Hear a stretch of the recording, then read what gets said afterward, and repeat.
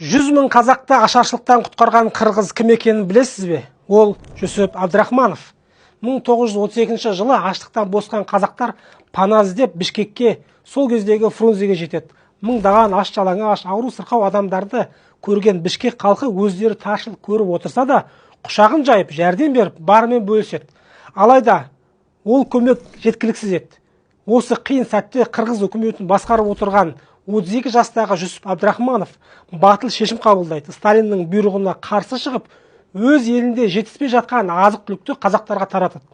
Ол бұл әрекеті үшін қуғын-сүргінге ұшырайды. Дәлірек айтсақ, 1933 жылы қызметтен және партиядан қуылды. 37 жылы тұтқындалып, 38 жылы ату жазасына кесілді. Жүсіп Абдрахманов жүректі қайсар адам.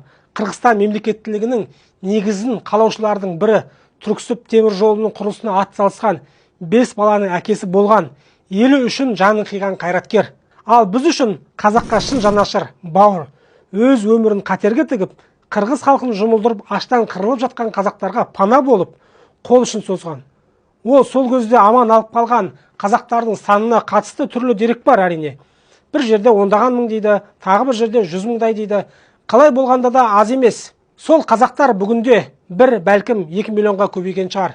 Сондықтан қырғыз қайраткеріне Қазақстанда ескерткіш қойсақ та, оны қалай ұлықтасақ та жарасады.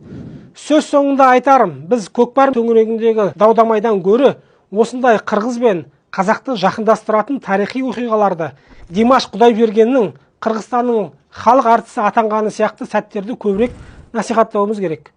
Қырғыз қазақ бір туған, ұқсас тағдырымыз, ортақ тарихымыз бар. Ынтымағымыз арта берсін. Ал сіз, қадірлі менің оқырманым, қазақ-қырғыздың бірлігін арттыратын тағы қандай оқиғаларды білесіз? Комментке жаза кетіңіз.